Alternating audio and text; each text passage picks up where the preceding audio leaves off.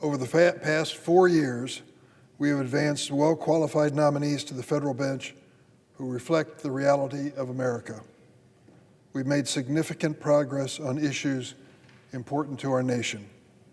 For many of us, the outcome of last week's election was not what we wanted, what we fought for, or what we voted for. But my priorities for the committee have not changed because of the election. I will continue to work on issues that are important to all Americans: judicial confirmations, reproductive rights for women, fixing our broken immigration system, and gun violence protection.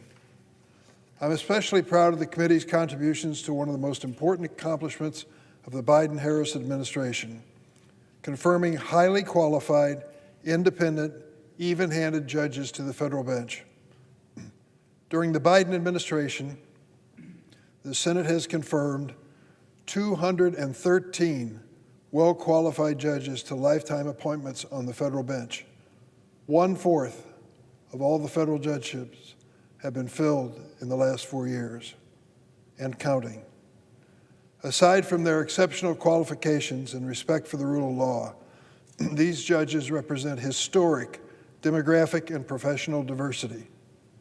Under President Biden's leadership, the Senate has confirmed more black women to the federal circuit courts than all presidents combined, including, and I'm proud to say this, the first ever black woman to serve on the Supreme Court, Justice Ketanji Brown Jackson.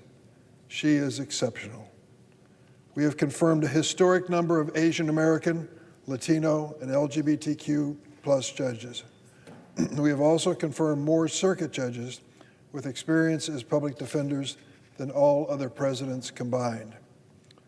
The American people deserve a federal judiciary which looks like America and reflects our reality. Until the end of my tenure as chair, I'll continue to urge my colleagues to support the confirmation of these well-qualified and diverse judicial nominees. Mr. President, 2 years ago, 6 right-wing judicial activists sent us back in time, and I'm referring, of course, to the Supreme Court decision in Dobbs versus Jackson Women's Health Organization. I guess it was a crowning achievement for the Republican-led, decades-long campaign to overrule Roe versus Wade and eliminate fundamental reproductive rights in America. The Dobbs ruling has turned out to be one of the most dangerous decisions ever handed down by the Supreme Court.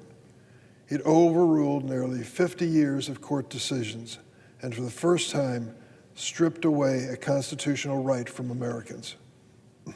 Overruling Roe versus Wade has unleashed a health care crisis unimaginable.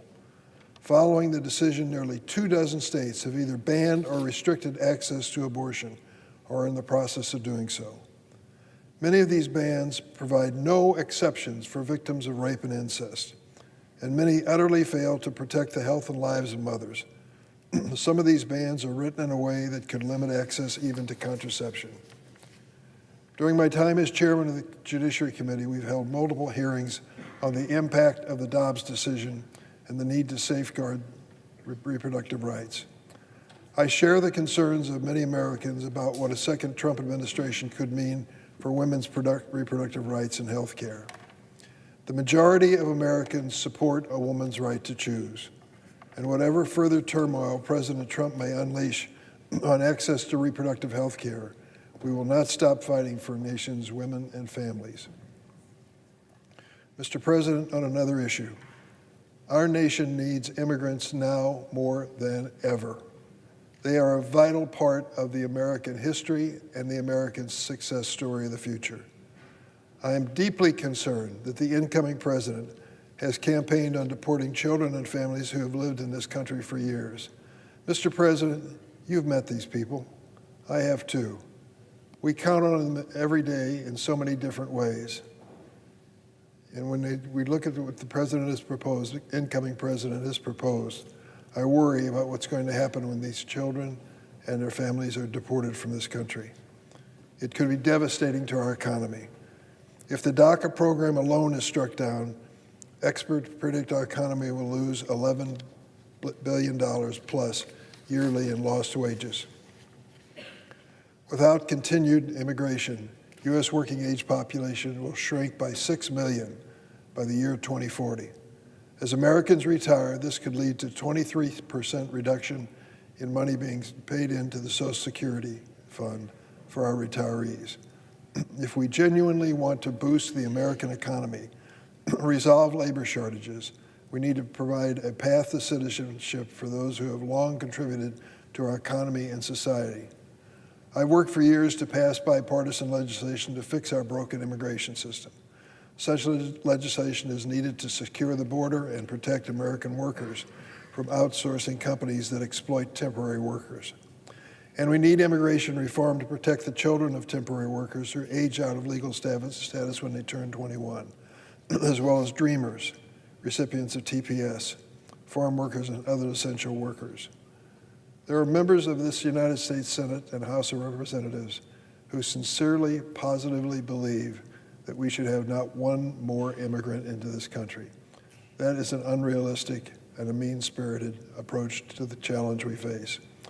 I believe we all agree, I certainly do, that we need to make certain that everyone coming into this country has the potential of making this a better nation. We should not be opening our doors to anyone who is dangerous to America, period. Now, we can say that on a bipartisan basis, I'm sure.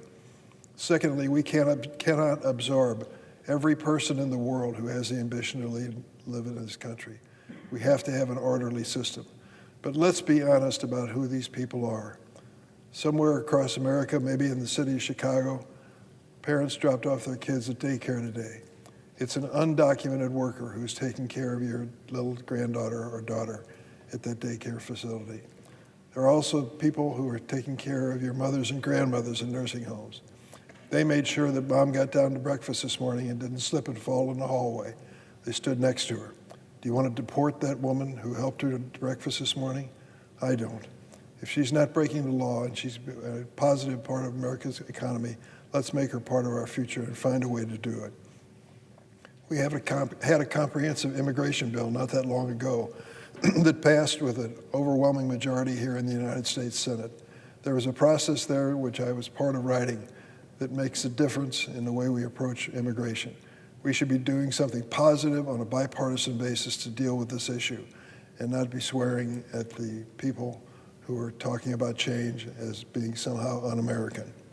Fighting for our nation's immigrants in the right way will continue to be one of my highest priorities. Finally, tomorrow the committee will hold a hearing on conversion devices used to increase the lethality of firearms, such as Glock switches, auto sears, bump stocks, and pistol braces.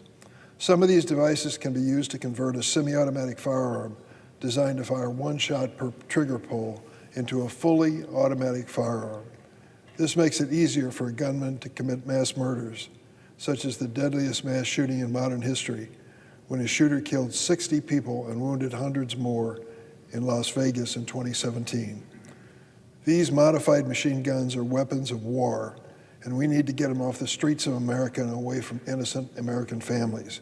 Well, my time as chair of this committee will end in January. My belief in the promise of this country never will end. I promise to work each day in the Senate to look out for the most vulnerable among us, to ensure liberty and equality for every person, and to uphold the rule of law, which is truly the bedrock of democracy. Mr. President, I yield the floor.